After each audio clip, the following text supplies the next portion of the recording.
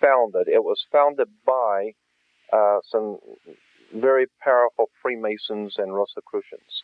It was not just by chance a group of men that wanted freedom. No such a thing exists. Those men were very powerful, intellectual, spiritualistic people. They knew what they were doing. Benjamin Franklin and Thomas Jefferson were two of the most diabolical and fascinating people in that original Continental Congress. They were making trips to France and to Sion, France, which is where we get today Zionism. Zionism comes from Sionism, from the Priori di Sion, Masonic Lodge, which was setting up a new order of the world in which they call themselves back then, and monies and divine direction, or at least the help was coming from France and revolutionary radical societies. And there's a great book on this subject called Fire in the Minds of Men by James Billington. This is interesting because James Billington is one of their boys, one of the highest ranking historians today. And he was the head of the Rhodes Scholarship. And so he wrote a book, a thick book called Fire in the Minds of Men, in which he outlined this whole thing. He talks about the Illuminati and the Freemasons and how they set up America. And it's interesting, too. This brings up another point. How many of you are aware that there is at least 3 separate and different citizenships in this country? There's 3 of them. There are 3 different citizenships in this country. There is you can be a citizen of the United States, or you're a citizen of the United States of America, which is different. Or you're a sovereign citizen of a sovereign state. And then being a sovereign, you become a king in your own house. You become a king in your own state. We see that out working in the old Wild West days when the guy would wear his gun, and if he had a falling out with somebody else in the bar, they'd go out in the street and shoot it out. Why? Because each one of those was, in fact, according to international maritime admiralty law on which this country was founded, each individual was a sovereign. And you have just, as a sovereign, declared war on another sovereign nation. That guy right over there with the gun, and you go out and you end it in a war in the street. So we were able to be sovereigns. We were kings on our own land. We had the same power that the King of England had.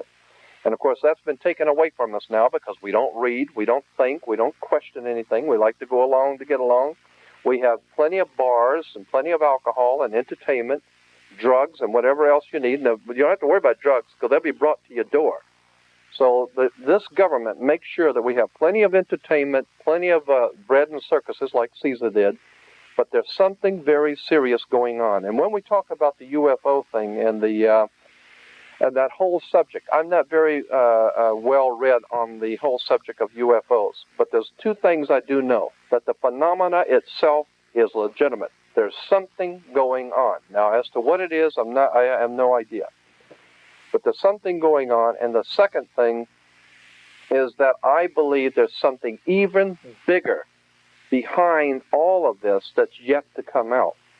I just feel it, that there's something going on here that our government has not told us, and they're using a lot of disinformation to keep us occupied and keep everyone fighting each other.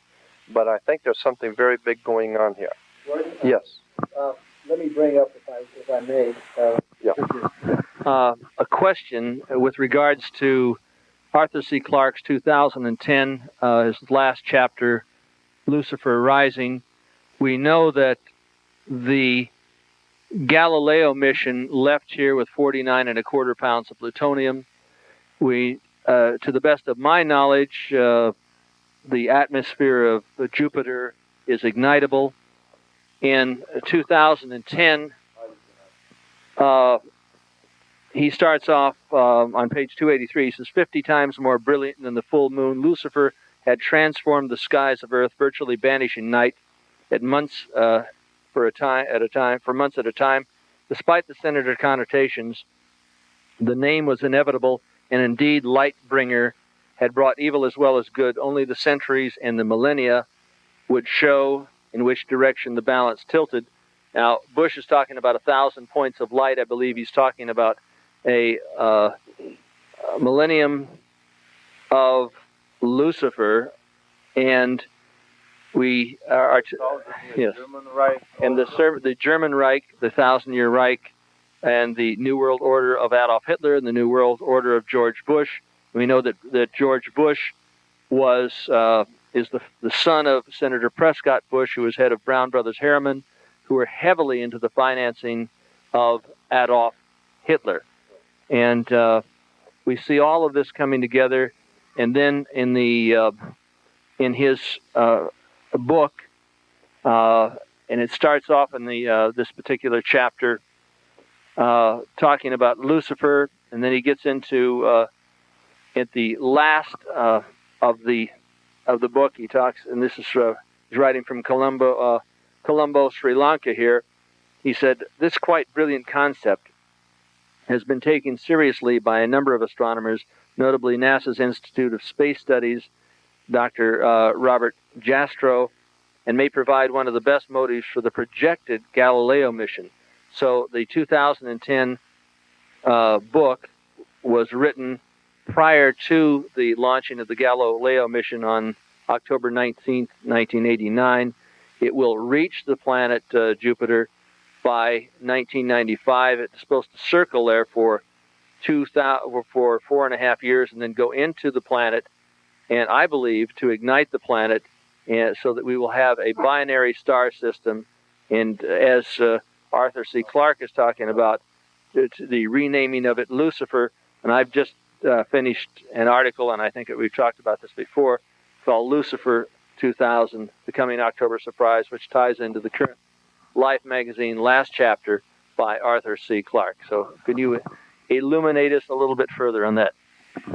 Well, I think you've pretty well covered that subject. I think it's interesting that there's a lot of scientific work going on right now that they're giving us stories and cover stories about the Star Wars thing. But I'm wondering what the real story behind the Star Wars project is, and I'm sure that there's something more to be coming out on that subject.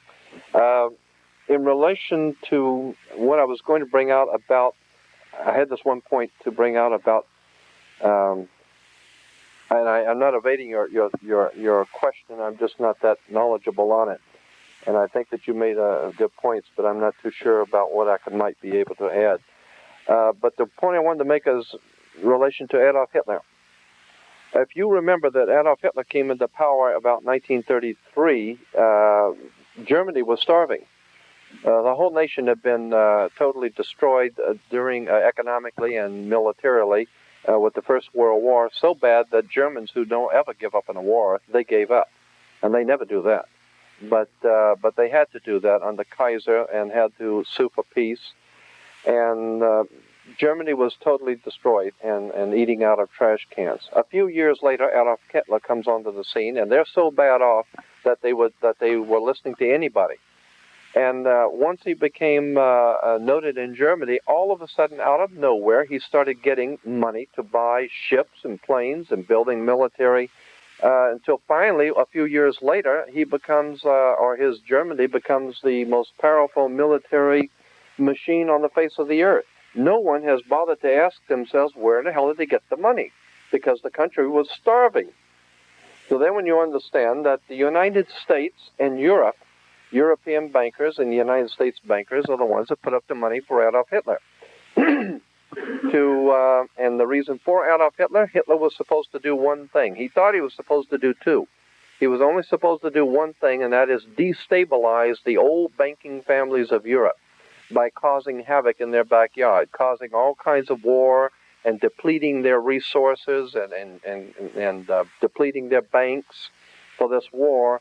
And that was what America had in mind for Hitler to do, is to deplete the old banking families and to wear them down to prepare Europe and the rest of the world for America to come in as a new world order. But Hitler also wanted to carry it on a little bit further and let himself become head of the new world order. He didn't realize that he was only a destroyer. He was the old Saturnalian destroyer. And the old Capricornian, Saturnalian, Germanic scheme of things, he was the destroyer. He wasn't the builder of a new order. The builders were in America. Interesting, there was a movie written by H.G. Wells and made into a movie back in 1939 called Things to Come. And in that movie, Things to Come, Michael Rainey comes after a great war in Europe, which has encompassed the world, and he comes back and he says, "We are the Masonic builders of the New World Order." And I said, "I'll bet." And if you get this tape, you can rent it. All of the words, all the catchphrases are there. All the terminology is there. If you understand that the old ancient magicians in England, the old Celtic magicians, would wave their magic wand to deceive you and work magic on you. Those old magic wands are made of holly wood. And if you understand that that's exactly what is being done today, we are being mesmerized and manipulated, exploited, used by Hollywood, drugs, alcohol, and every other kind of entertainment, because somebody is preparing us for a new world order, and the best way to rape someone is dope them up, confuse their minds, get them on alcohol or dope or something, and keep them confused, and then your victim cannot fight you back. And that's what's going on in America today.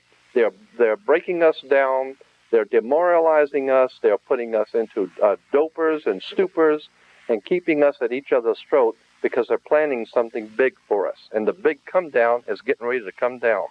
And one other thing, when that come down does happen, and it's going to happen very soon, we're going to find out that white is not a color. White is an attitude, and you can't have the attitude if you don't have megabucks. And this come down that's going to happen very soon, we're all going to be slaves, because to those handful of men at the top of this world, they look at human beings as nothing more than nothing more than just animals. And so we're all in for this. And like I heard one man say, if we don't stick together and hang together, we're going to hang separately. I think it is now time to take this message of intellectual, opening your mind, do some research on your own, and I've got plenty of material I'll share with anybody that wants it. There is something going on in America. It is not the land of the free and the home of the brave, with liberty adjusted for all. It is something much, much bigger. It is a very powerful plan for a new order, and it is well on its way, and it's not going to be very nice when it gets here. Yes. Good question. What do you spoke about? Well, that's one of about 17 volumes. Right. That's just one of them. Getting back to the 3 kinds of citizenship. But I've got, most of what I do is government documents, USIA documents, DIA documents, and that kind of thing. But there are a lot of other people who have written about it. Yeah, right. Right. Then you have your citizen principles of your sovereign state citizens. Right. And then you mentioned USA citizenship. I'm not familiar with. Yes, the United States of America. I'm not really extremely familiar with all of this because it's not my field, but it's enough of my field that I have familiarized myself with the 3 basics. The United States is only Washington, is only D.C. and certain islands which are designated to be states. Right, protected. And so, and then of course the United States of America, and that's why we have zip codes on our mail. The zip codes on the mail are not to direct the mail.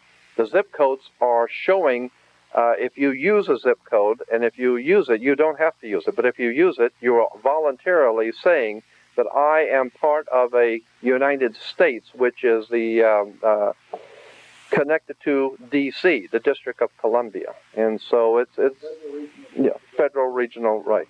Incidentally, Columbia comes from, I question myself, seriously, I question whether there ever was such a man as Christopher Columbus. I don't think there was. I think you can make a very good case that there was no such a man. And the mere fact that he had 3 ships bothers me, because everything the Illuminati has always done has always been in 3s. They divided Jerusalem between the Muslims, the Jews, and the Christians. It's always 3s.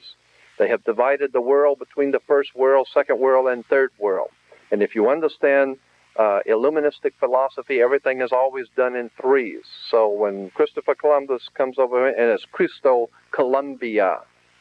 And if you understand that the Illuminati call themselves Columbians, the Columbian faction of the Illuminati, that's where we get Columbia University, Columbia Pictures, Columbia, all the different institutions of Columbia. Incidentally, you've got Columbia Broadcasting, which is CBS, and the symbol for CBS is, of course, the I on the dollar bill.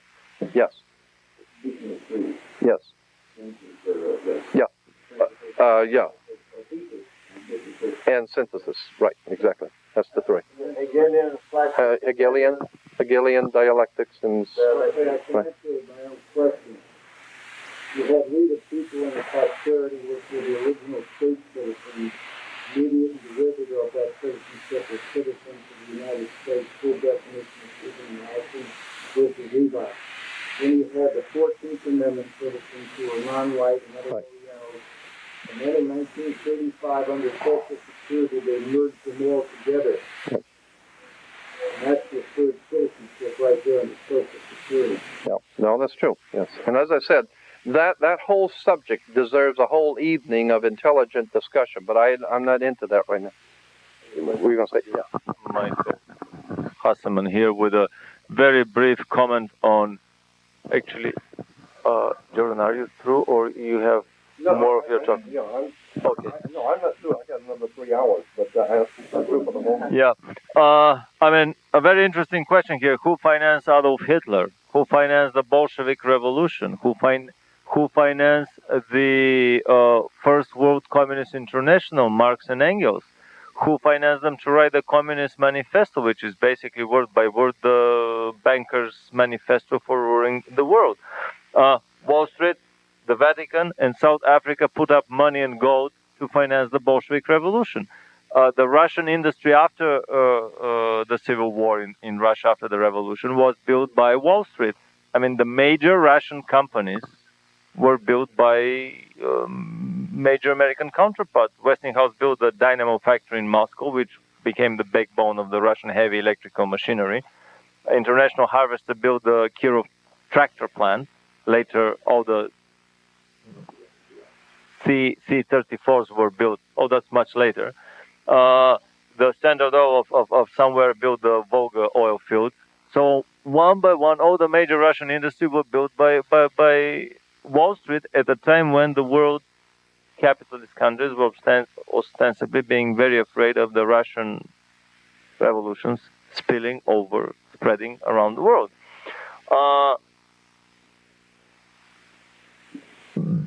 Basically, we see this same pattern of financial power bringing in leaders, countries, creating wars that has been repeating itself over and over again. I would like to introduce Michael Hessemann here, famous UFO publisher and author from Germany, with this simple question. I mean, who financed Adolf Hitler's rise to power? Any similarities with the Bolshevik Revolution? With any inputs into our conspiratorial view of reality here?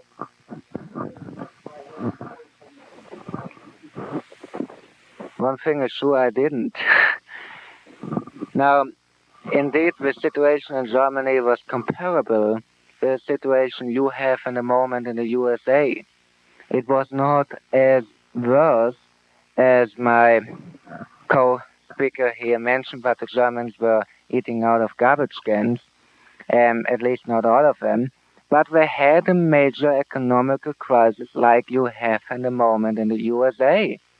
And this situation, whenever we look in history, was the best ground for a fascist dictatorship to take over power. So when the economy goes down, if you have so many million people out of work, as you definitely have in the moment, be careful. Be careful, because these people are absolutely dissatisfied, and they possibly are looking for a strong leader who takes them out of this situation. So whenever this situation of economy is manipulated, it doesn't happen by itself.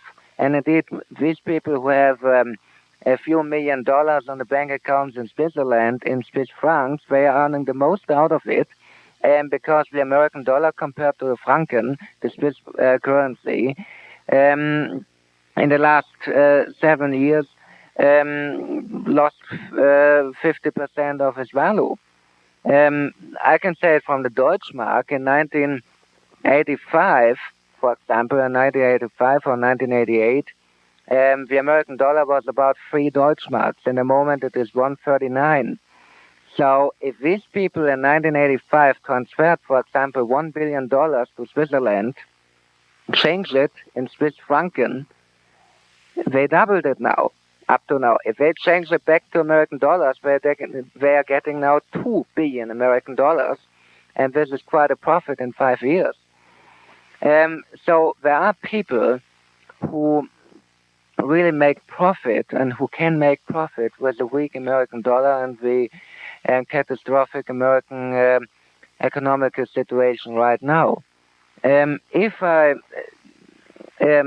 follow the history of George Walker Bush, there are some remarkable correlations. Remember the Bay of Pig affair. The code name of the Bay of Pig affair was Operation Zapata. And at this time, George Walker Bush was the head of a cover company called Zapata Oil Company. And the major ship involved in the Bay of Pig affair had the name Barbara.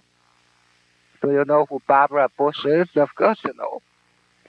So the first memorandum sent to a CIA official after the JFK assassination on November 22nd, I think it was, 22nd or 23rd, please correct me. 22nd, okay. November 22nd, 1963, went to Mr. George W. Bush from the Central Intelligence Agency. Isn't it strange? Indeed, the operatives of the Operation Zapata and the JFK assassination were nearly the same people, including Mr. Hunt from the CIA, the guy who lost the lawsuit in Florida in the 1970s against the Liberty Lobby. The Liberty Lobby publishing the magazine Spotlight, published an article by Victor Marchetti, a former CIA agent, who claimed in this article that a CIA operative named Hunt, I don't know the first name, I don't remember the first name, I think George Hunt or something like that, Mr. Hunt, H-U-N-T, was the CIA coordinator of the JFK assassination, and that he was in Dallas at the time and whatever. And Mr. Hunt sued against the Liberty Lobby as the publishers of the Spotlight magazine, and he claimed he was in Washington, D.C., and his family and his children were witnesses. Unfortunately, he never presented his children or his wife as witnesses on court, what is quite strange. Indeed, one time he mentioned that he had a discussion with his children who attacked him because they believed he could have been involved in a JFK assassination, and he claimed in front of the court that this was one of the damages created through the Spotlight article, but his children and his family do not trust him anymore. So if they were present in Washington when they watched the JFK assassination on TV, how can they accuse him of being involved in it? And indeed, this lawsuit was won by the Liberty Lobby, and there's a fantastic book published about it called Plausible Denial. This book is not available in the USA anymore because nobody wanted to publish it. I bought it in London, in England. It is published by a British publisher.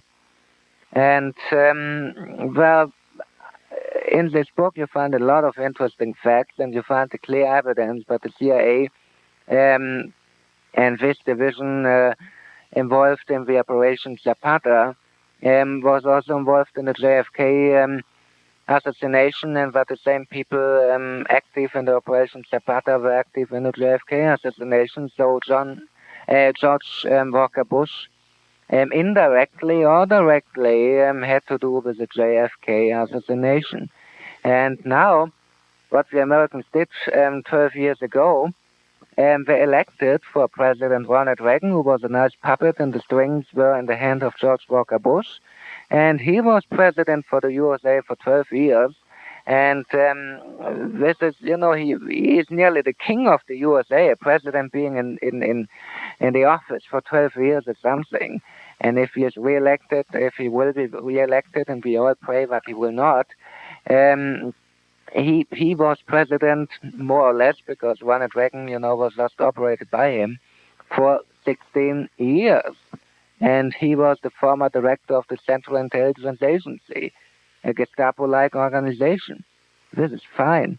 As a German, I wonder how you can survive in this country. Who financed Adolf Hitler? Indeed, the German industry did. The Social Democratic Party of Germany published a very interesting cartoon about Adolf Hitler in 1931 in the election campaigns. Adolf Hitler, had this hand movement always, and he said, "Millions are standing behind me." And you see a hand coming from the background, the banker's hand, you see the suit and everything, and having millions of Deutschmark in the hand, or Reichsmark at that time, millions of Reichsmark in the hand, and Hitler made this movement to get it. So millions were standing behind me. It is sure that these people who financed Adolf Hitler, including the Krupp Company, including the Flick Company and other leading major German companies, also finance the West German government right now. And a few years ago, we had a big affair because the entire federal government, including Helmut Kohl, Otto Graf Lambsdorff, Hans-Dietrich Genscher, and all the sons of bitches who are our German government in the moment, were financed by the Flick Company. All German parties got millions of Deutschmark by the Flick Company, so they were still manipulated the German policy. And you will see how Germany reacted against the protest of all our citizens in the Gulf War, and paying $8 billion to America and not getting back the $4 million we didn't need. We can always say, my God, Germany was involved on both sides. Of course, we traded weapons to Saddam Hussein. We sent money to George Bush. We sent money to Saudi Arabia. We sent money to Israel. And everybody was fighting on our cost, meaning the taxpayers' cost in Germany, and meaning the monetary funds given by the big companies, who on the other hand are earning by selling weapons. Who financed Adolf Hitler? The bankers did. The bankers did, but not only the German bankers, but the international companies, and they were organized in the Freemason lodges.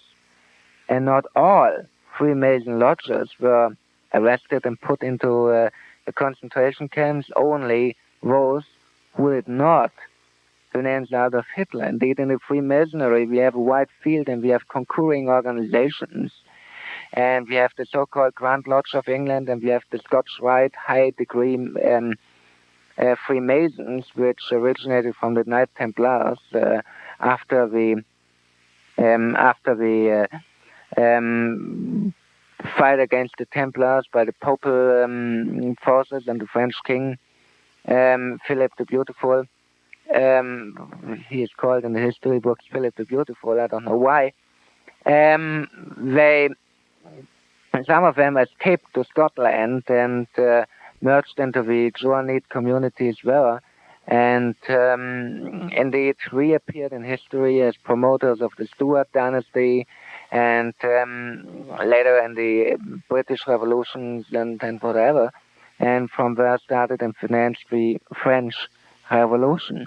So these are the Scotch Rite high-degree Masonry orders, but as a concurrence to them, the Protestant Church of England promoted another kind of order, the so-called Grand Lodge of London, and so we have two groups of Freemasons, and only one group, the group associated with the Grand Lodge of England, was arrested and put into concentration camps, but the high-degree Freemasons, the Scotch Rite Freemasons, they could operate in the Third Reich. Not many of you know what the word SS really means. According to our history books, SS means Schutzstaffel, what means protection crew, or however you translate it, protection service. But indeed it means, and the esoteric name was Black Sun. And Black Sun, Schwarze Sonne in German. Of course, Black Sun doesn't give SS, but Schwarze Sonne is a German terminology. And do you know that Adolf Hitler got his so-called inspiration to become the German leader when he stood in front of the Spear of Destiny in the Vienna Hofburg in, I think it was 1920, about 1920, in the Schatzkammer of the Vienna Hofburg, right? And the first thing he did before he started World War II was that he invaded Austria and got the Holy Lands, or the Spear of Destiny. The spear, according to mythology, was the spear touched with the blood of Jesus, and brought it to... Yeah? The first place he visited was the museum.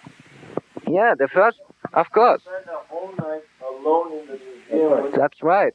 And when the spear was taken to Nuremberg, and Nuremberg was the site of the big Parteitage of the NSDAP, of the National Socialist Workers Party. Parteitag means party day. And the only man who could operate, who had the black magic education to operate with the Spear of Destiny, was a guy called Heydrich. And he was the leading guy in the SS, and later he became the Reichsprotektorate.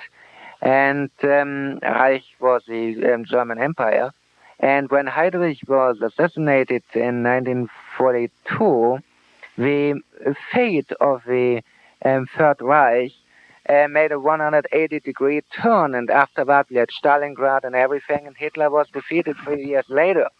So everybody was amazed about the power of the German army between 1939 and 1942. Adolf Hitler really seemed to be undefeatable. One blitzkrieg after another, and one country defeated after another, and suddenly in 1942, his luck, his war luck, suddenly disappeared, and he was defeated by one army after the other, and one battle after another. So what happened? Indeed, Heydrich was killed, the only guy who really was able to operate the Spear of Destiny, because according to this hundreds of years old legend, whoever has the Spear of Destiny has the fate of the world in his hands. And if you use it, it is like the art of convenance. If you use it in a war, you're undefeatable. You're definitely undefeatable. And Heinrich Himmler was the Reichsleader of the Black Sun Order, or SS, and he chose the triangular castle in Wewelsburg near Paderborn in Germany as the seat of the Black Sun Order. I'm talking about the SS, and there are plans even published. I gave away all the copies of my magazine, unfortunately, but we published it in my magazine now. The plan, he wanted to widen, he wanted to make this castle being the city of a really SS colony, and the triangle was planned to be the head of the spear, and all the architectural plans of this city he wanted to build around the Wewels Castle had to form, with alleys and everything, of a spear. And the Wewels Castle, they had an underground chamber where the leaders of the SS performed black magic rituals. And on the ground of this central room was a relief of the Black Sun symbol, as we know it from ancient Tibet. It is elaborated. Unfortunately, we don't have a cupboard here. It is an elaborated form of swastika, not with 4, but with 8 Balkans. So, indeed, black magic played quite a big role, and it was one of the reasons why the gypsies were put in the concentration camps, was that they all predicted that if Germany is starting a war, after some years it will be defeated and many, many people will die and the country will be totally destroyed.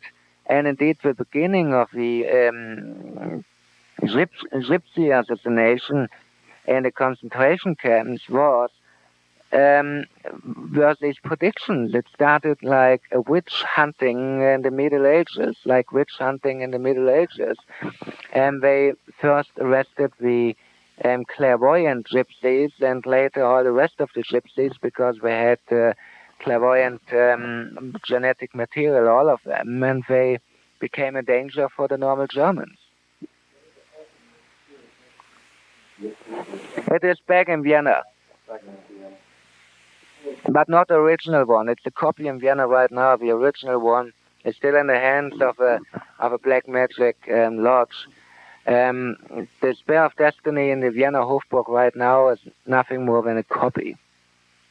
Hitler hid it in the underground chambers beneath the castle of Nuremberg, and it was found by the Americans at April 22nd, I think, 1945. And it was the day when Hitler committed suicide. He committed suicide 1 hour after the Spear of Destiny was found. Yeah.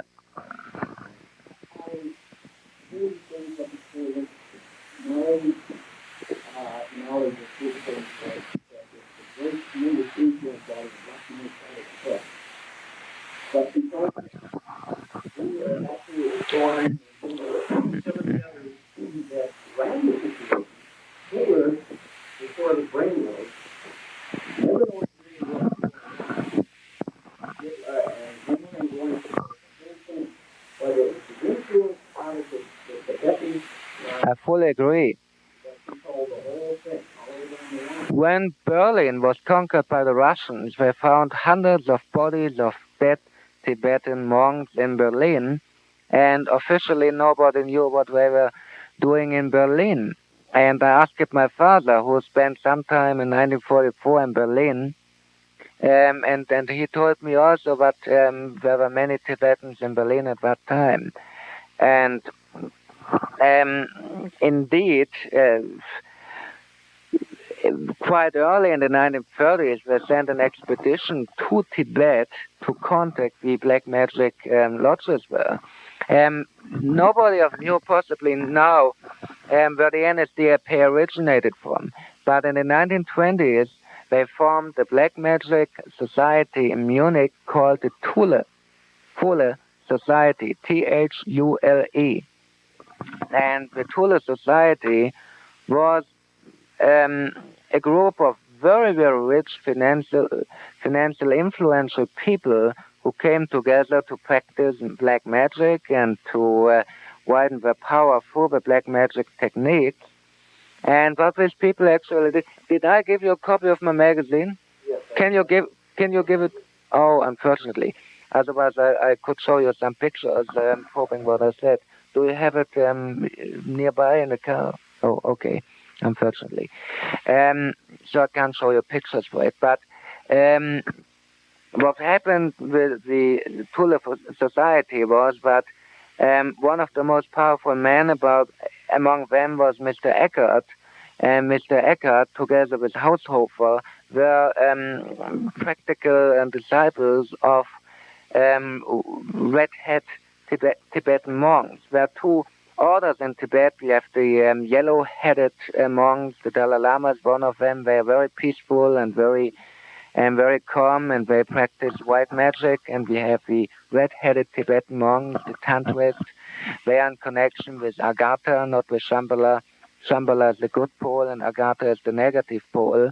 And these red-headed Tibetan monks, the order was founded by Padmasambhava, one of the most powerful black magicians ever existed on our planet.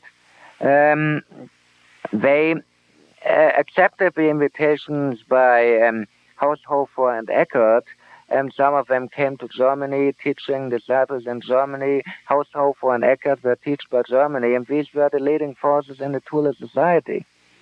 And indeed, this society, they found Hitler because he was a good speaker, a demagogic person with a special charisma. And when Eckert died in 1933 or I think 1933, he said, "Don't worry, I will go, but we have him, and he is the puppet, and I was the person who played the music he will dance for." And Haushofer developed a plan of geopolitics. Adolf Hitler totally followed in World War II. So we Thule society in, I think, 1924 or 1925, when the economic situation in Germany was as bad as in the moment in America, they founded a Deutsche Arbeiterpartei, German working class party, to manipulate the masses. And as I said, 2 years later, they found Adolf Hitler to control this Deutsche Arbeiterpartei, and he had the brilliant idea to call it National Socialist German Working Party. But this party, this NSDAP, was founded and consisted of members of the Thule Society. And Hess was a member of the Thule Society, and many leading members of the NSDAP, not Goebbels and not Goering, but all the people in the background. Michael, let me Yes? grab that for talk about this. The Skull and Bones Society was started in 1832. The symbology of the skull and bones and the symbology of Adolf Hitler's Third Reich meld.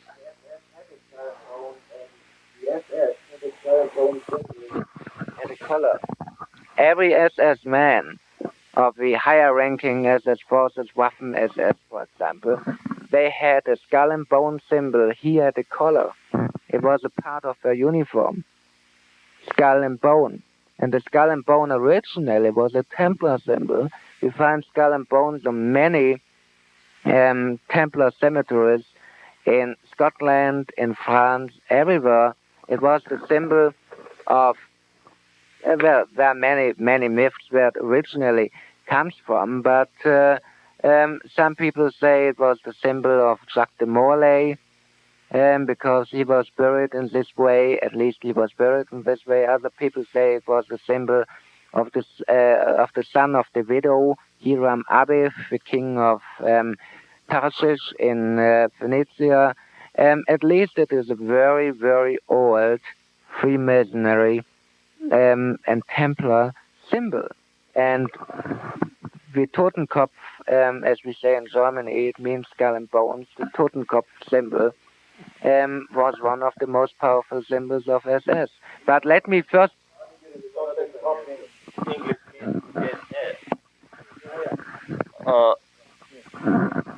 Very interesting remark here. Hitler was deep, Germany was deep, the German elite was deep into metaphysics. They sent several hundred, if not thousands of expeditions to Tibet.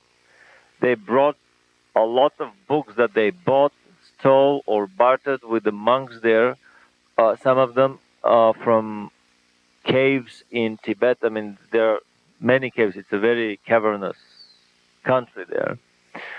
They were translated into German. For the first time, it was a major translation effort. Out of these books, they were able to reconstruct ancient forgotten sciences. The Mercury vortex anti-gravity drives were basically found in Tibetan literature. The drives that power these craft that we were showing in the photographs here. Hitler had a convent of witches close to his headquarters. There were Tibetan monks, there were mystics, there were psychics.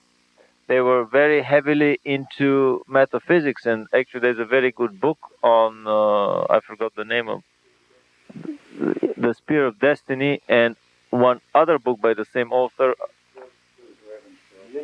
Yeah, about Owls and Berger, Morning of the Magicians. Morning of the Magicians. Yes, and the Holy Blood, Holy Grail. The black sun that appears in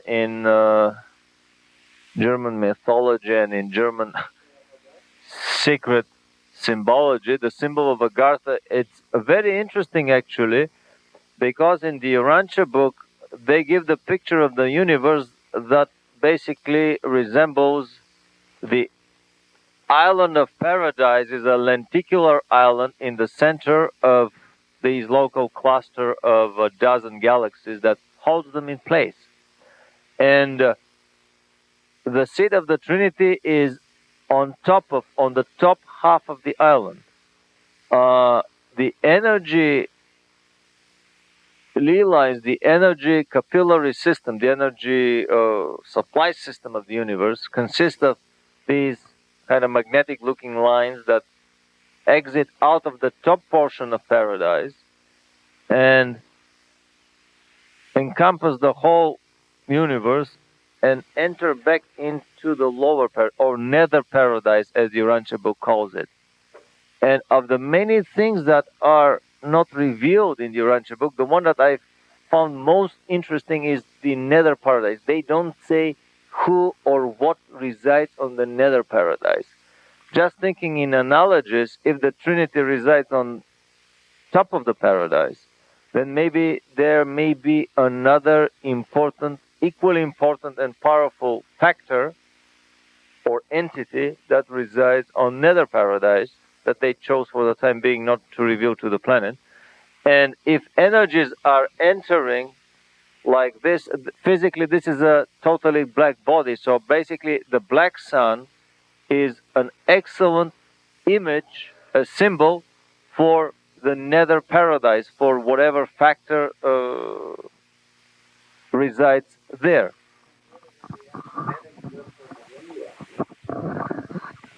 You can read this in the ancient Vedic scriptures of India. There's a whole series of books you can get at your local Hare Krishna temple.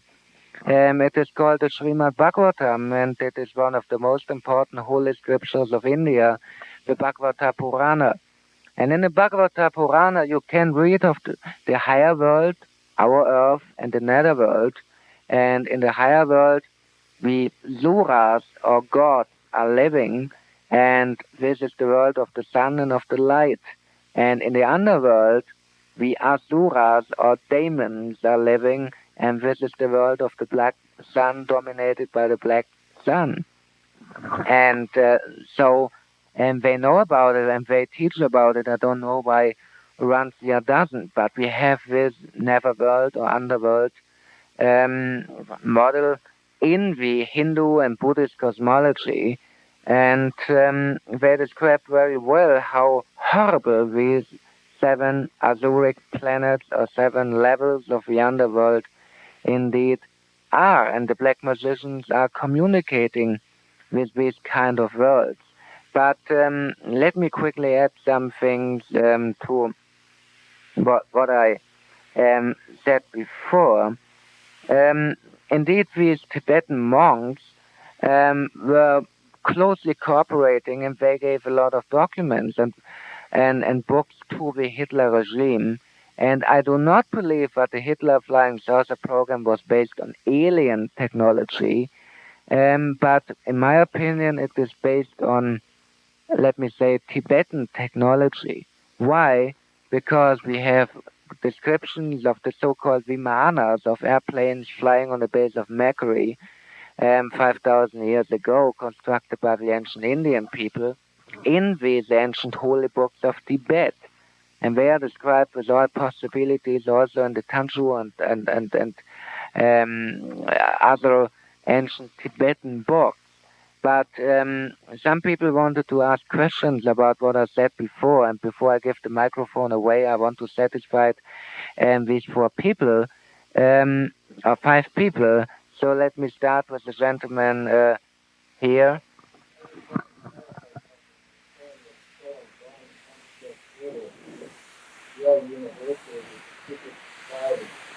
George Bush is a member of it, I know. He still is. You know that, Michael, one other thing that we expand on that. In the tomb at Yale University, and there is that building, they have the skull and bones on the padlock, and it was broken into, and there was an article about that break-in. I think it was by Rosenblum, was it, in Esquire? They entered into one particular room in the Skull and Bones fraternity. It's a Faustian financial fraternity, coming here in 1832, and operates under the Russell Trust, which the Wackenhut SS operates under and Life magazine operates under. The room that they broke into had all of this Nazi paraphernalia. It was loaded with Nazi paraphernalia and symbols, swastikas, etc. And this bridges into Madame Helena Petrovna Blavatsky, author of, our co-editor of Lucifer and publisher of Lucifer magazine. So maybe you could expand on that Skull and Bones Faustian financial fraternity and the Nazi regime of Adolf Hitler, and are we not in the Fourth Reich of the rich?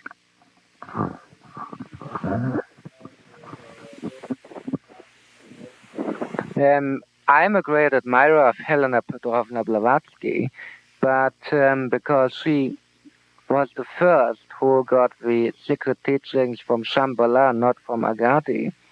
And she was the founder of what we call today the New Age movement, of the externalization of the hierarchy and of the positive hierarchy and the knowledge from Shambhala.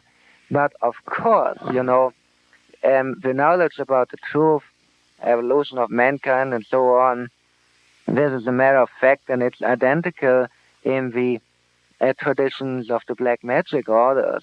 You can't have two histories of mankind, two different histories of mankind, and so on. And so, of course, a little later, some black magic fraternities like the Oriental Templar Order, OTO in England, like the Tula Society I already mentioned, like the Aleister Crowley Silver Star Order, and so on, appeared as a counterpole, and they used the same ideology, but they turned over the bodhisattva aspect. They didn't. They excluded the bodhisattva aspect, what means to serve for the evolution of mankind and to use the knowledge only in the service of the evolution of mankind. Indeed, many of the occult black magic lodges, including the Freemasons, were very upset about philosophy and about the externalization of secret knowledge in these books by Madame Blavatsky, because this meant that they were not property of a special lodge and given under initiation and under special conditions anymore. But I want to answer the three more questions we had. One was from the gentleman in the back.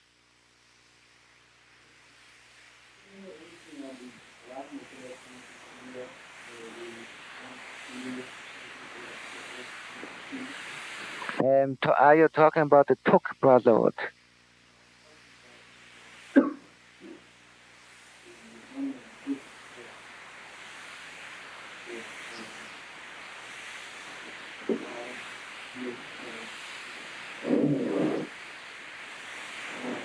House over.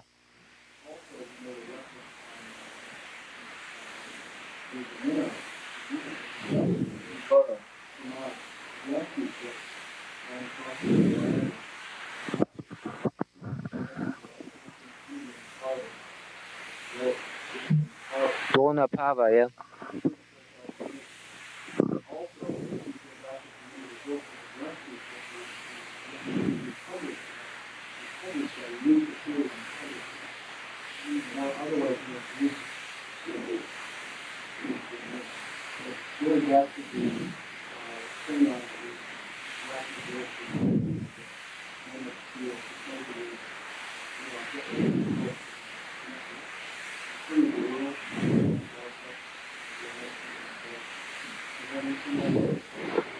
Indeed, in the 1920s, there was a very popular book in Germany about Agatha.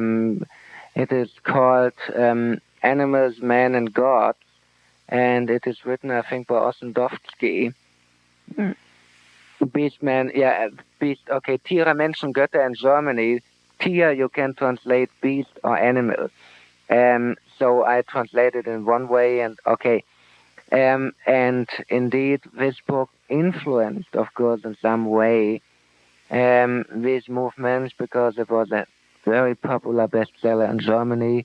I found one copy, my copy, in the library of my own grandfather, who was a member of the Buddhist Society in Berlin at that time, and which did not work with the red hat Tibetans, but worked with the Sri Lankan Buddhists, which were white magicians. And of course, Adolf Hitler and the Nazis, they tried everything to locate the Lord of the World, and the Viagati Brotherhood possibly really successfully did so. But, other things happened on a very, very above top secret level, and only the inner circle of the Nazi movement learned about it, and many of these people disappeared after World War II or died after World War II. So it's very difficult to get concrete information. The only thing I can say for sure is that there were some Tibetan expeditions, a few dozens of it, and possibly not a few thousands of it, as my friend Vladimir said, because, in 10 years, they did a few dozens of it, about 4 or 5 a year, but not 400 or 500 a year. And they brought a lot of manuscripts over, and wise people, monks, who could read them and interpret them. This is a matter of fact. But what they really found out, I'm not talking about the flying saucers now. The flying saucer program is quite documented. But what we really did, nobody knows for sure, because the people mostly involved in it, they don't live anymore. I have a proposal. If it is a brief question, it has to be repeated for the camera can hear it. If it would be a longer question, it would be better to come here and give the question to the microphone. Oh, I can repeat it at the microphone. I repeat it, okay.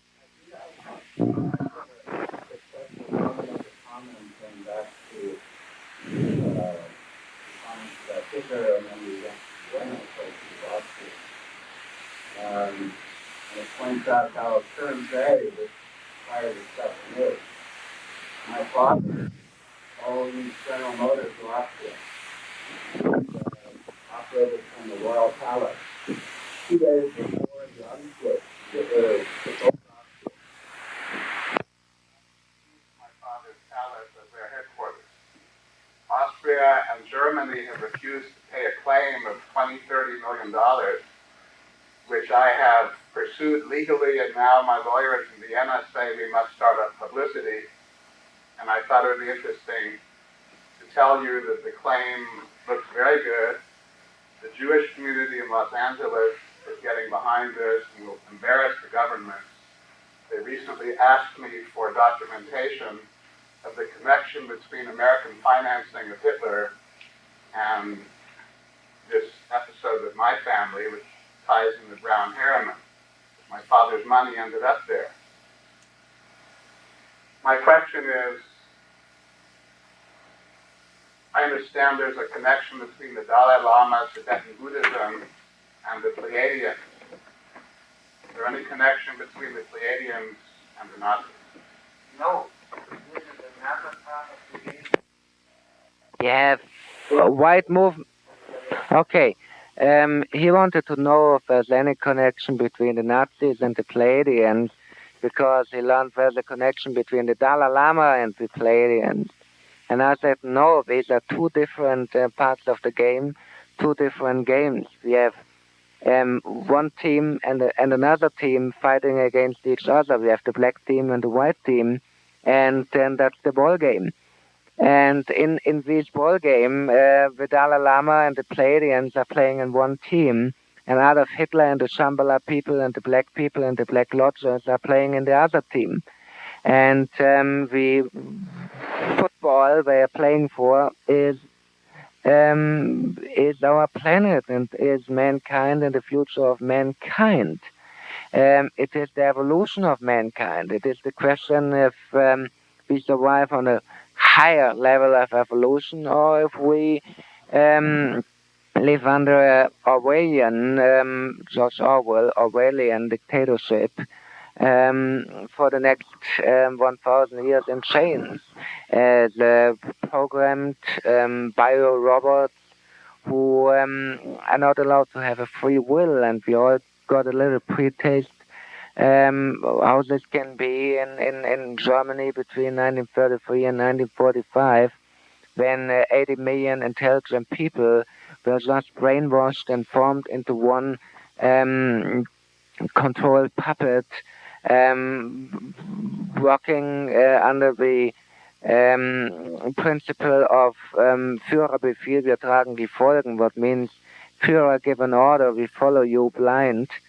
And no, Führerbefehl, wir folgen dir was the original quotation, but some Germans made a joke out of it and said Führerbefehl, wir tragen die Folgen, what means Führer give the order and we take the results. And the original one was Führer give the order and we follow you blindly. So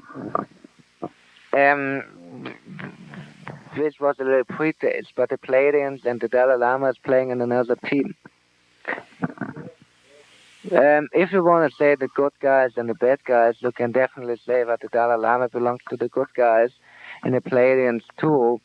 And we have a very strong Tibetan-Venusian connection also. For example, George Adamski, the guy you definitely know here in America, the first guy who had contact with flying saucer people in 1952, he spent his childhood in Tibet. He had a Tibetan teacher, but of course a yellow hat Tibetan teacher. Now you.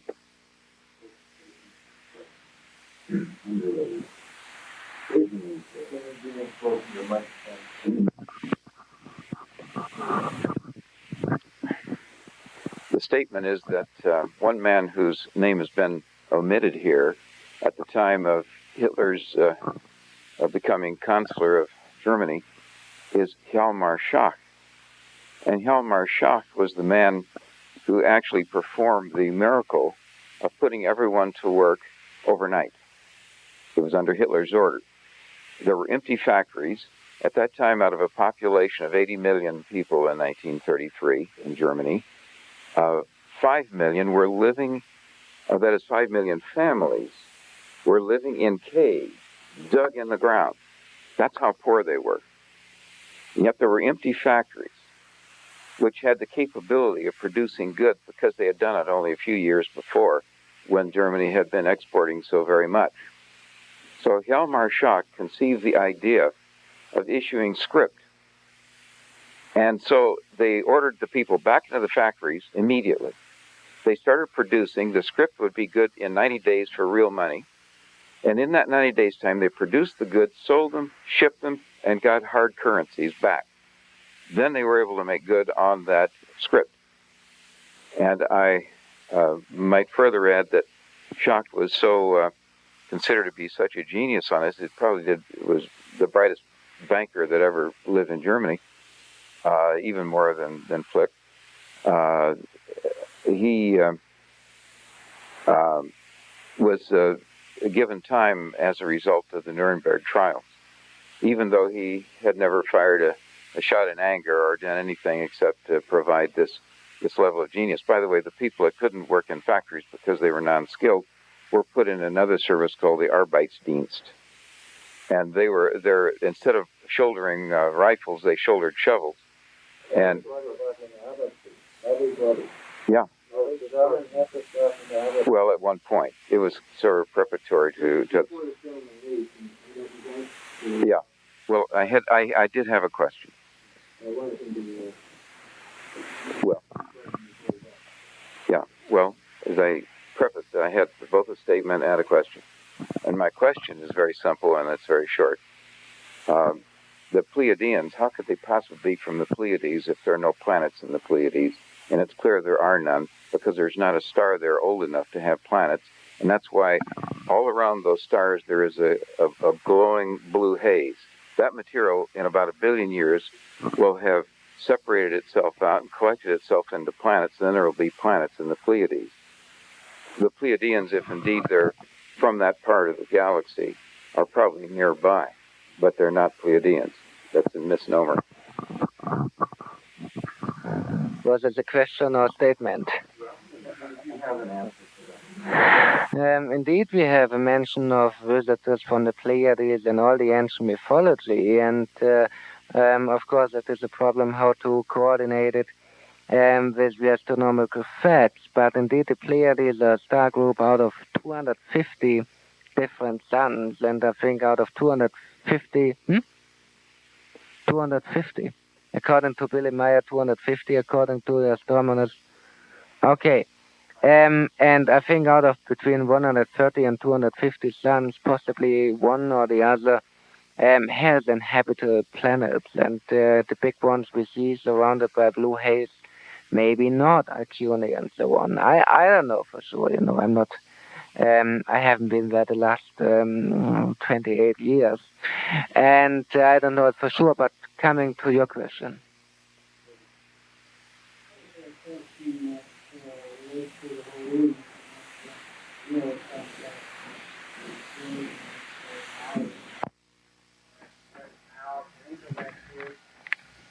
And it's been a good history lesson.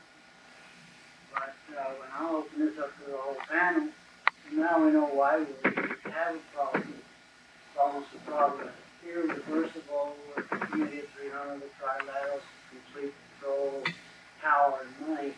Are we just wanting everybody to get up on mountaintops and wait for it to clear? Or what can you do? What ideas do you have to change it? You get George Bush out and nothing because he only desires to take his right or raise right. He just wants more power with the United Nations. I'd like to answer that question. That's for the question. And I'd like to give an answer to that. Let's repeat the question for the camera. All right, the gentleman is asking this question in lieu of this massive conspiracy and in lieu of the fact that we are very far down the line, you might say on the brink of defeat. How can we rescue the planet? How can we have victory from the jaws of defeat? I talked earlier about inciting a revelation to avoid a revolution. If, in fact, there is a staged or planned alien invasion that's coming down sometime after October 12th of this year, if we take this particular story and we spread this story throughout the planet through individuals like Michael Hessemann, if we go to the Japanese with TV Asahi, Nippon Television, TBS, we go to the London Times, we go to Die Welt in South Africa, we go to the various major publications of the world, and we do a taping on this. If the tape that is being done on us tonight is edited down and distributed, if we spring this trap that has been set for the people of the planet before the ignorant and the arrogant and the apathetic step in it, and it's irreversible, then it is not we that will be caught. It is they that will be caught, trapped, and exposed. So we must use that which is available to us. I'm a talk show host. You can make a call to Larry King. You can make a call to an individual who has a massive audience. You can literally fan the fires of this particular exposure and burn down their structure before this thing happens. This trap has to be sprung. It has to be sprung now. It has to be, yes. You won't see it. You find them off Oh, there's no question. Yes, the man is asking, do I not think that the media is controlled? Yes. But we must use it's like Lenin said when he came in with Trotsky in those sealed boxcars into Russia to foment the Soviet revolution. Somebody asked him, he said, well, how can you do this? You don't have an army. My God, how can we possibly do this, right? I have the millions behind me. He says, we will use their army. And in this particular case, we must use their media, their machinery, their money, and their movement against them. It's as simple as that. Give a list of dissident books. What you're saying is you're going to notify them before it happens, because if you notify them now, they're going to say, don't be daft, if we spring the trap before it falls, and they then put forth this event, they're going to get trapped in it. That's only if they do. If this trap falls without the exposure, yes, we're finished. Yes.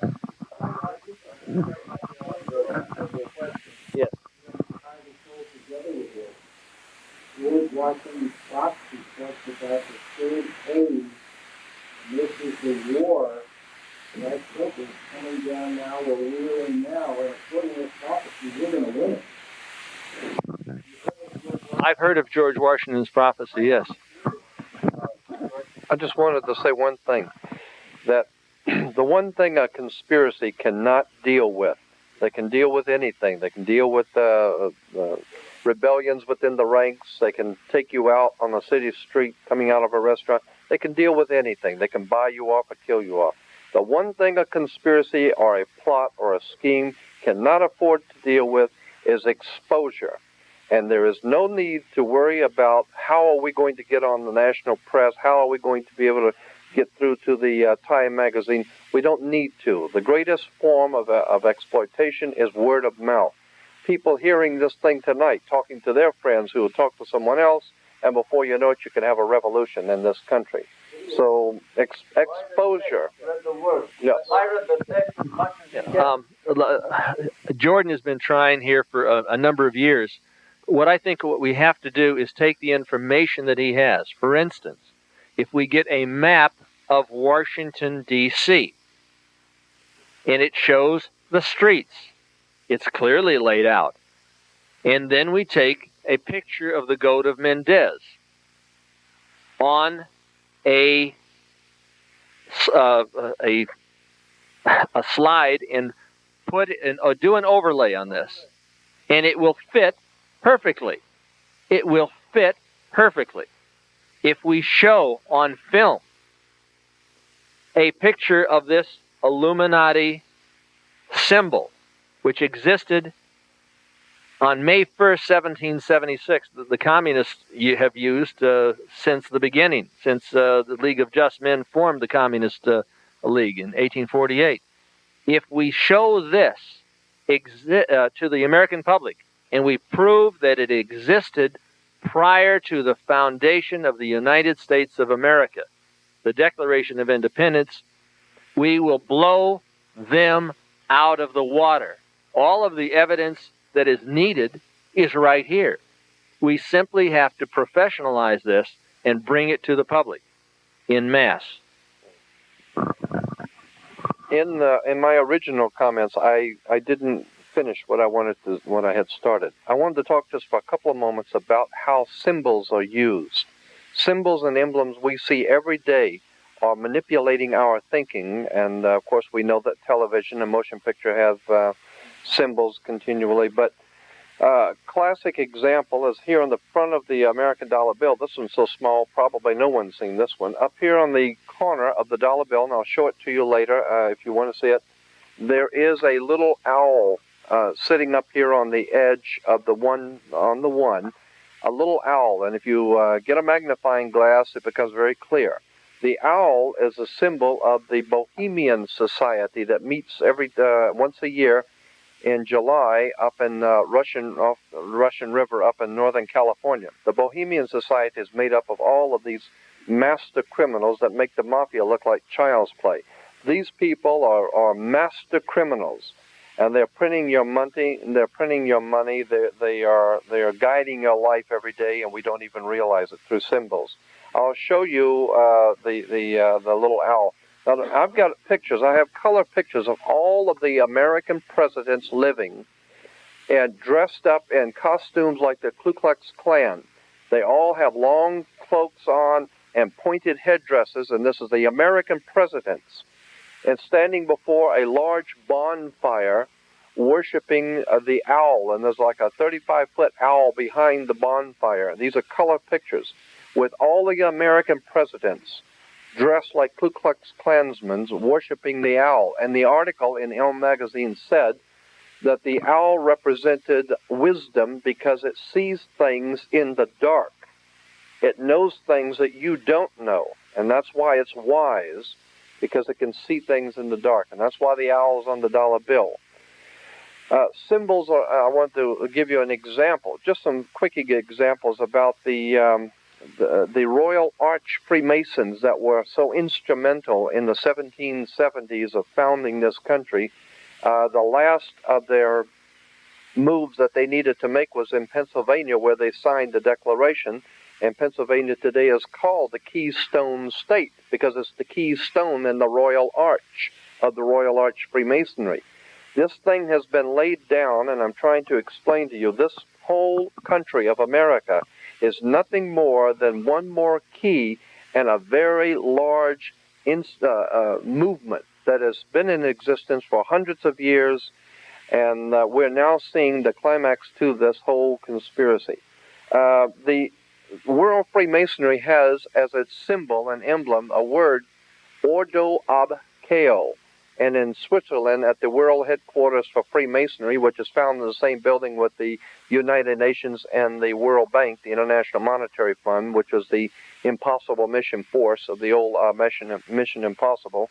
IMF, or Impossible Mission Force, is the International Monetary Fund, which is an impossible mission that they are trying to accomplish, and I think they're doing a good job. But if you understand the symbols which are around you every day, in oil companies, for instance, you have the Shell oil, but if you look at the Shell, you will see it's actually a sunrise between two triangles.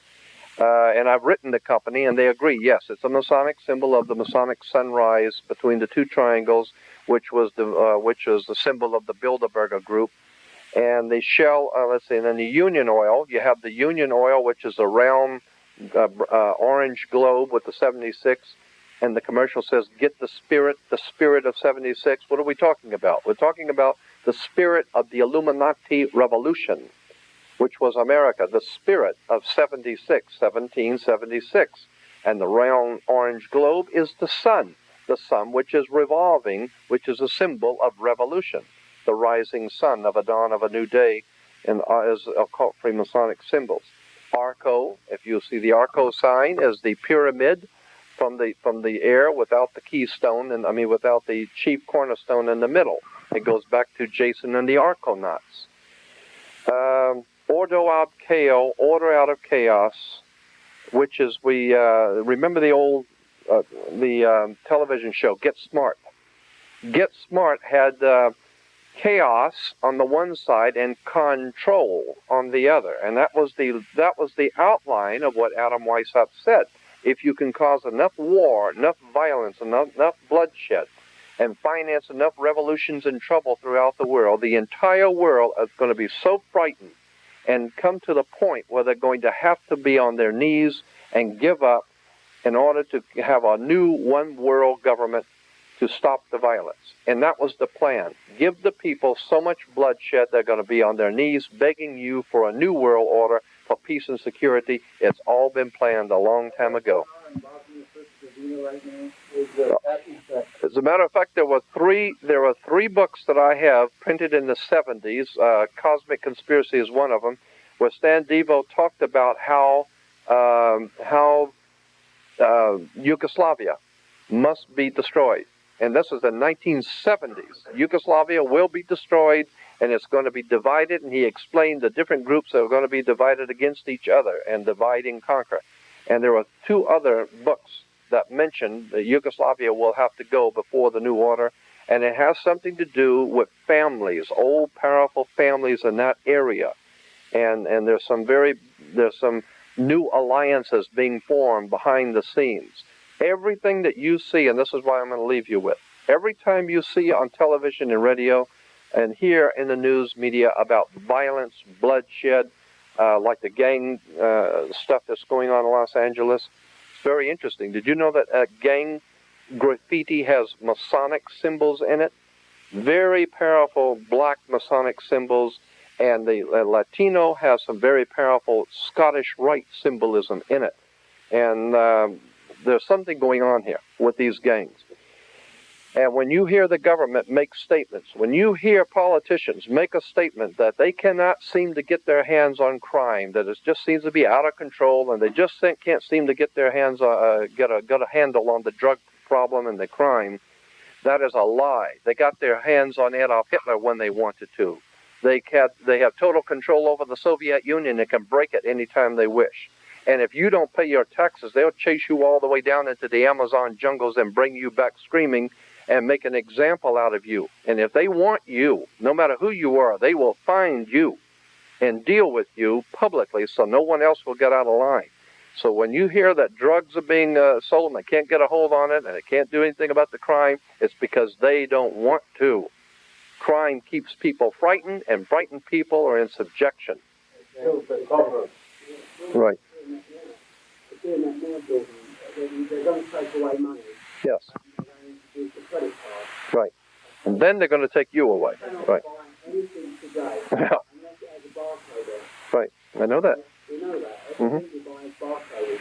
Sure. The barcode, the 3 digits on the barcode that you don't see are 666. I know that. You read Revelation, it's showing you I that understand. no man will be able to buy anything unless he's got the mark of the beast. And one other thing. And you know where that goes to? It goes to a central computer bank, which Right. goes to Belgium. Belgium, Yeah. which is called The beast. I understand. Yeah, the beast. One other thing I want to bring to your attention is when you hear in this country them talking, anytime you hear in the media that there's a division or the people want a division between church and state, don't believe it. There is no division in this country between church and state. There ain't never been a division between church and state, and there isn't now. Church and state are merely two hands being operated by one brain. If you get a vision from the Lord and you want to go out and start your own church, you better get a permit from the state. You better get a license from the government to open up a church. Then you can go deal with the Lord, but you get a permit from Caesar first. If you want to get married, you don't go out on a rock out in Texas and talk to the Lord that you're going to get married. You get a permit to get married from the state. And if your marriage doesn't work out, you don't go to God, you go to a judge. You go to the state. And if you understand that the churches are set up like courtrooms, because a church, when you go in, all the poor folks sit out here behind the rail, and only the priest can go in to officiate for God, between you and God, which is the same thing in a courtroom, that the people sit out here, there's a long fence with a gate, and the attorneys can go in, who are your mouthpiece, or the logos, the word. And they go in and officiate for you and as your mediator between you and God. Yes. I got a question now that Jordan's standing up here before he finishes. I'm not going to. Well, okay. Now, Gerald Ford is, to the best of my knowledge, a practicing Satanist. And can you give us some information about that? As a matter of fact, I actually saw the picture when I used to go to the Masonic Lodge on Wilshire Boulevard every Friday night at 5 o'clock because the man in charge of the library and research was named Mr. Cook, and he liked me because I knew more about Masonry than he did. And Mr. Brown, who was the head of the lodge, agreed that it would be all right for me to come in on Friday nights, photocopy anything I wish, and stay as long as I please, and photocopy as much of the documents as I wished. I told him I was a writer and I was a researcher, and so I didn't tell him what I was researching, but why? But there is a room upstairs that has these great big large pictures of all the presidents and all the big shots that are Freemasons, And each one of the presidents has beneath his picture, or each one of these pictures has an outline of the accomplishments of the individual. And Gerald Ford had the most entries beneath his name than anyone in the whole room. He is a high degree priest in this order. He's a high degree priest in that black order, this group, that Sufi order. He was, I can't remember of them all.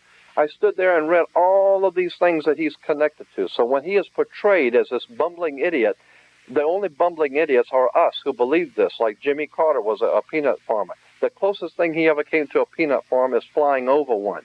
He was head of, one of the founding members of the Trilateral Commission. He was the president of the Trilateral Commission, which is probably the most important and most powerful monetary order in the world. And we are told that a peanut farmer, that Jimmy Carter was a peanut farmer. Nothing could be further from the truth. Jimmy Carter was a very brilliant and intelligent man, and people don't, I love the way this government always talks about how politicians are always making mistakes. The president made a mistake in the Panama Canal. So-and-so made a mistake in Vietnam. You don't make mistakes in this government that high up. The only mistakes that are being made is if you think they're stupid enough to make mistakes. Whatever you see happening, like Roosevelt said, it was planned that way. So what I'm saying is that I'm going to close with this. This country is being run by criminals, some of the most bloodthirstiest, ravenous criminals the world has ever known, and churches are going along with it because they're no better. They're equally as guilty because you become what you behold. If you see something going on and you don't do anything about it, you become equally as guilty. And these clergymen are always running to the White House to hold the president's hand and kiss his fingers when they go into Vietnam, or if they're having a war in the Middle East. And incidentally, the war in the Middle East is between Freemasons. So you had better understand that we are in a very serious time in this history of this country. Freedom is nothing. Freedom is one ball of wax. You're going to be free as a free human being, not because of America. You're going to be free because you're a God-created creature and have the right to be free, and you're going to have to fight for it because that's what the universe demands, is that you be brave enough to fight for your own freedom, educate yourself, and turn the television off. Yes? George, I need to ask you something. You foresee these blacks coming up in California that will extend to across the country every year, and then the enactment of a new FEMA? Yeah. Oh, I'm sure that they've got something like that going. Yeah. He talked about the riots. I just came from Las Vegas. Behind the Union Plaza, they had the hundreds of tanks on the flat cars up there. They were put down on the ground. They've since been removed, I believe, out to Nellis. They have been repainted all white, and they have been stenciled United Nations. But there's one other thing that I think that these gentlemen, to my right and your left, should address, and that is the Wrangel Island situation. I was in Alaska on the air and objected loud and clear and long against the sellout or giveaway of Wrangel Island to the Soviets. Wrangel Island is about the size of two small states. It is above the Soviet Union. It was discovered by Americans, and it was brought in as part of the state of Alaska.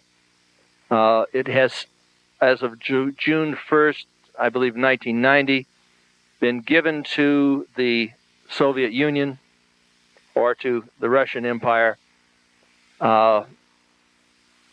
in total opposition to the state legislature in Juneau, Alaska. It is part of the United States. It has been given along with 4 other islands and an area that is twice the size of the state of California, which encompasses the largest oil discovery on the planet Earth. And on Wrangel Island, they have 3, to the best of my knowledge, Frankenstein factories, as Vladimir would pronounce it. One used for medical experiments on individuals. I don't know whether it's the creation of the attempt to create a new species, but the other 2 are for, one is for testing atomic radiation on individuals, and still another which is used to bring individuals down into the sea and find out how far and how much they can go without exploding or simply collapsing. And we're talking about an American Auschwitz existent, which is operated by the Soviets or by the Russians. Raoul Wallenberg was supposed to have been brought up there. Abraham Schifrin, who has written the most extensive book on slave camps in the Soviet Union, has described this. John Noble, who I've had on as a guest, has talked, and he was, I think, 9.5 years in a Soviet prison camp, has talked about this. I think it's a subject which must be expanded. We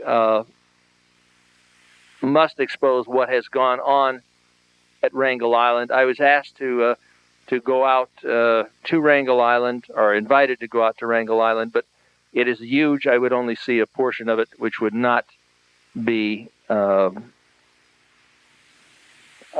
which would not house any of these 3 death camps. But I thought that Vladimir and Al Bielek might have some commentary on this. Vladimir? Oh, do you have anything on the Wrangel?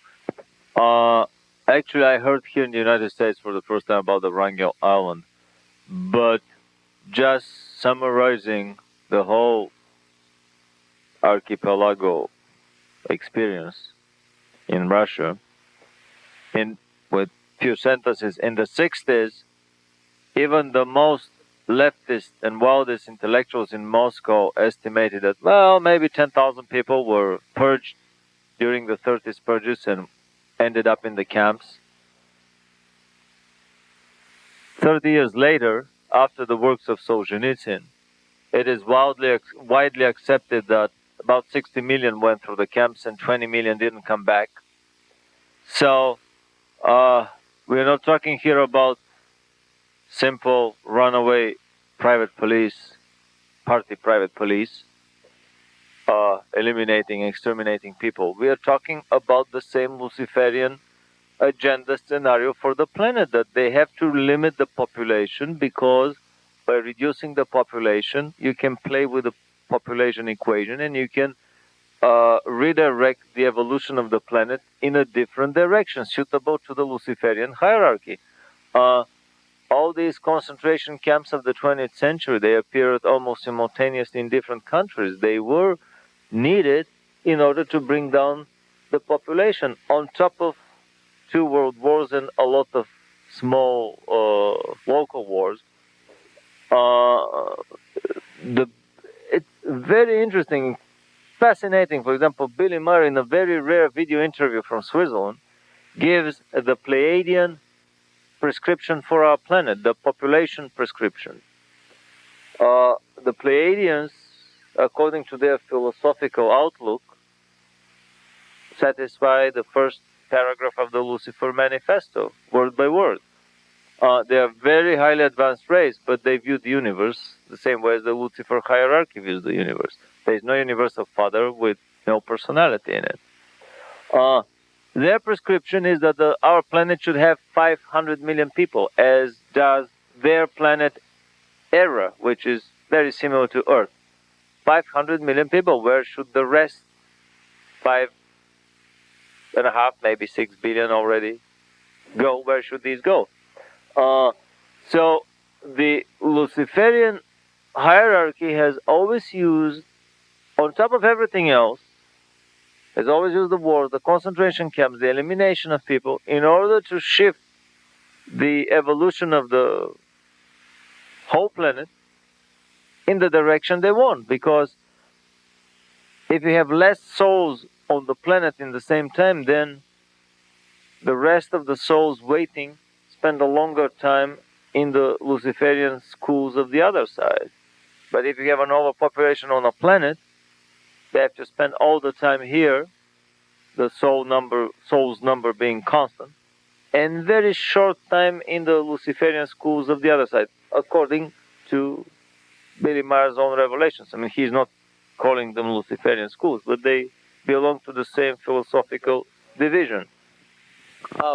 In the Soviet Union and in Nazi Germany, we find pretty much the same breed. Adolf Hitler said on February 5th, 1941, basically National Socialism and Marxism are the same. The whole of National Socialism is based on it. I think he said that in Munich on February 5th, 1941. This is after the August 23rd, 1939 Commun-Nazi Peace Pact, the Molotov-Ribbentrop Agreement. Today, to the best of my knowledge, there is some 7,668 or so death camps in communist China, with 23 million incarcerated and an attrition rate of 25%, which is 5,750,000 people die every year. And it's rumored that some of them don't always have a nice day. We're talking about people that have been exterminated in China that the figures go up to somewhat like 80 million plus. That's enough bodies strung in from here end to end that will reach about 2/3 of the way to the surface of the moon that have been killed under this commun-Nazism. And if you read Wall Street and the Bolshevik Revolution and Wall Street and the Rise of Adolf Hitler by Dr. Anthony Sutton, you'll find total documentation to support that the funding came out of 120 Broadway, and the funding came out of I.G. Farben, and this is all fact. It's not fiction. And what we have to expose, I believe, here is George Bush's association with Nazism, because Nazism is the button which, when pushed, will set off those people which have been programmed to reverse things back upon the enemy, the Illuminati. And when you ask, what can we do about this? This is what we must do, because the people of this program have been, of this planet, have been programmed. The blacks have been programmed to destruct. Those buttons are already set. We have to spring those traps. We have to expose the genetic engineering of AIDS. We have to expose the UFO conspiracy, because the government has been working with these anti-gravitational flying discs at least since 1945. And it's simply a matter of fact. All we have to do is become professional and put this on film where it belongs, and then take it out and four-wall it, just like it was done with Billy Jack throughout the United States and throughout the world. Yes?